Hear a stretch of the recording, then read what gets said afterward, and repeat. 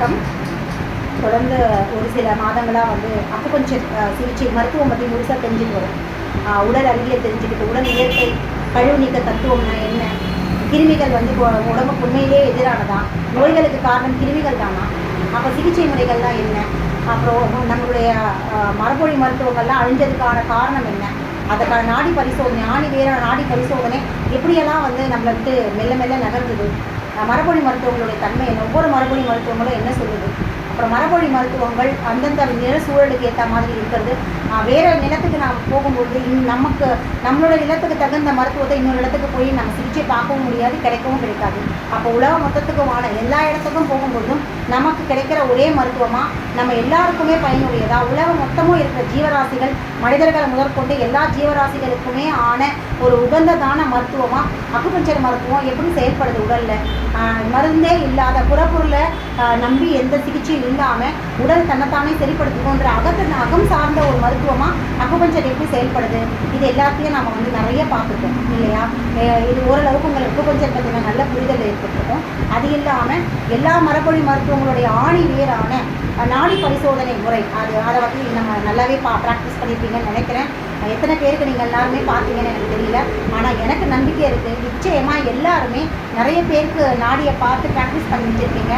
இனி நாடி பார்த்தல் அப்படிங்கிறதும் பஞ்சபூதங்கள் பற்றின புரிதலும் ஏதோ தொலைதூரத்தில் இருக்கிற ஏதோ ஒரு பெரிய பெரிய மகான்கள், சித்தர்கள், இல்லை பெரிய அக்குயிலர்ஸ், பெரிய ஆளுங்களுக்கு மட்டும்தான் தெரியும். அவங்களாம் பெரிய மருத்துவர்கள், அவங்களாம் பெரிய புண்ணியம் செஞ்சவங்க, ப்ரேயர் பண்ணுறவங்க, கடவுளுக்கு ரொம்ப நெருக்கமானவங்க, ஆன்மீக ஈடுபாடு கொண்டவங்க, இவங்களால மட்டும்தான் இதெல்லாம் தெரிஞ்சுக்க முடியும் அப்படின்னு ஒரு பெரிய பிம்பத்தை நமக்குள்ளே கிரியேட் பண்ணியிருந்தது எல்லாத்தையுமே இன்றைக்கி அதெல்லாம் உடஞ்சி வெளியே வந்திருப்பீங்க அப்படின்ற நம்பிக்கை எனக்கு இருக்குது.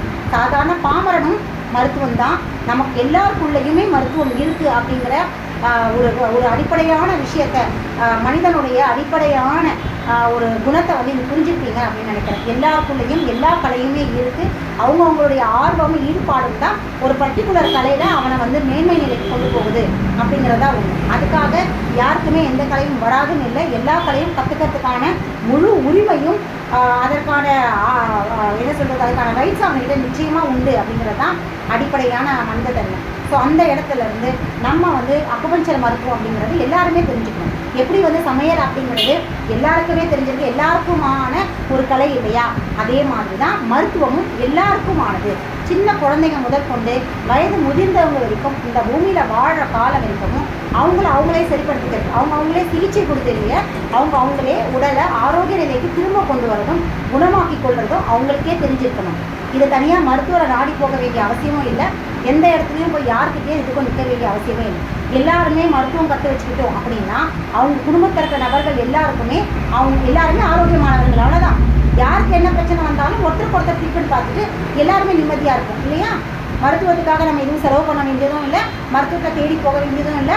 மருத்துவத்தை ஏதோ ஒரு அதீத நிலையில் வச்சுட்டு அதை பார்த்து பயந்துட்டு அது ஒரு பெரிய விஷயமா நினச்சிட்டு ஒதுக்கி இருக்க வேண்டிய அவசியமும் இல்லை.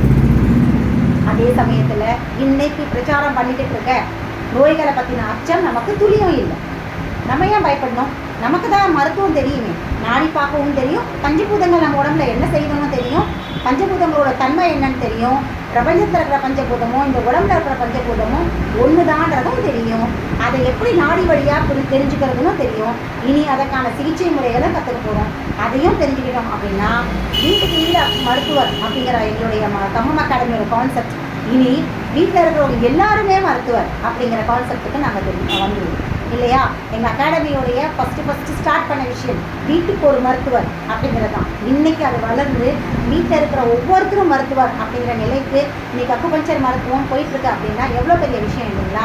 இன்றைக்கி எல்லாருமே மரபொழி மருத்துவர்களாக மாறிட்டோமா இல்லையா. இனி ஆங்கில மருத்துவம் சொல்கிற அமெரிக்காக்காரனாலும் சொல்லட்டும், பிரான்ஸ்காரனாலும் சொல்லட்டும், எவன் வேணாலும் சொல்லட்டும், நமக்கு நோயை பற்றின பயமே இல்லை. இனி குரங்காம்பேட்டு தடுப்பூசி இல்லை, உலகத்தை எதுக்கு வேணால் தடுப்பூசி நீங்கள் இன்ட்ரடியூஸ் பண்ணிக்கோங்க, எங்களுக்கு எதுவுமே தேவையில்லை, எங்களை சரிப்படுத்திக்க தெரியும். நோயை பற்றின அச்சம் இனி எங்களுக்கு கிடையாது அப்படிங்கிற இடத்துக்கு வந்து இல்லையா. ஸோ இன்னைக்கு நம்ம பார்க்க போகிற முக்கியமான விஷயம் என்ன அப்படின்னா சிகிச்சைக்கான தீவிரம் சரிங்களா. சரிங்களா? சிகிச்சையை பற்றி பார்ப்போம். இது வரைக்கும் நம்ம நாடி பார்த்தலுடைய எல்லா முறைகளையும் தெரிஞ்சுக்கிட்டோம் இல்லையா?